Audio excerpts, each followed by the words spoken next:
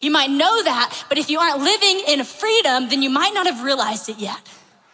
Because there's something to fulfill in these scriptures, and all of that, all of those things, those are promises. Those are things you can hang on to in the waiting and say, even though God hasn't directly answered my request to be in this college, to get this job, I know that he is a good God and that my relationship with him will not waver, because these are the promises of him. Nothing can separate me. I am free. All of those things, he gave his son for me. When you realize that, it makes the waiting a whole lot better. It gives you a reason to celebrate in the waiting. Now, the last thing is the waiting can be fun. All right, now get this. I kind of separated this. It's faith, united, get noisy. Here's the thing, the G is silent, but I thought about if we can get past the fact that the G in Nat is silent, then we should be able to get past this, am I right? So just ignore the G, it's not even a point, but it got me to noisy. So we're gonna talk about how you can actually have fun in the waiting. First of all, you gotta have faith. If you have faith, a lot more things can be fun.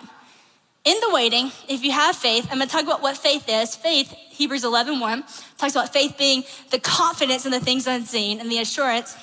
Let me read it exactly because, I wanna give you this exactly how it is, because this is one of those lifer verses that you wanna hold on to. Faith is the confidence in what we hope for and the assurance about what we cannot see.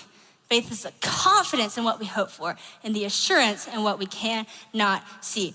In Hebrews 11, it starts out the whole chapter like that. And then it goes through this long list of the heroes of faith, right? I'm sure you've heard of it, you probably read it. It's all these epic heroic stories of the Bible. And sometimes we look at that and I think in our minds we think, man, I wanna be a hero of the Bible. I wanna be a hero in life. And what we think needs to happen for us to be a hero is we need to do these heroic things. It's we need God to answer this request, because if we can get him to answer that request, then we can be a hero of the Bible. But no, the only thing that separates you from the hero of the Bible is faith, because it's the heroes of faith. It's not about if God answers this or if you get that or if you do this amazing things. It's just about, do you have faith?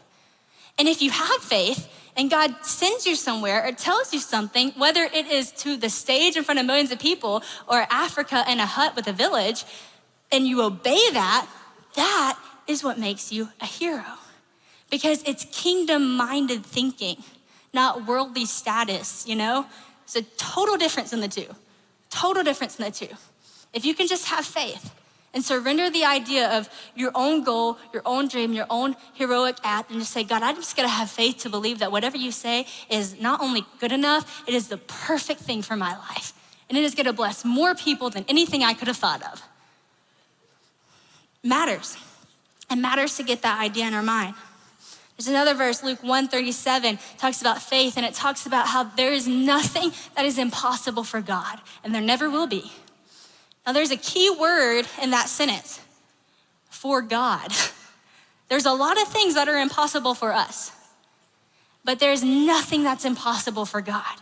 And so in order to get that verse and the benefits of that verse, you have to partner with God and you have to have faith. It matters. You gotta have faith.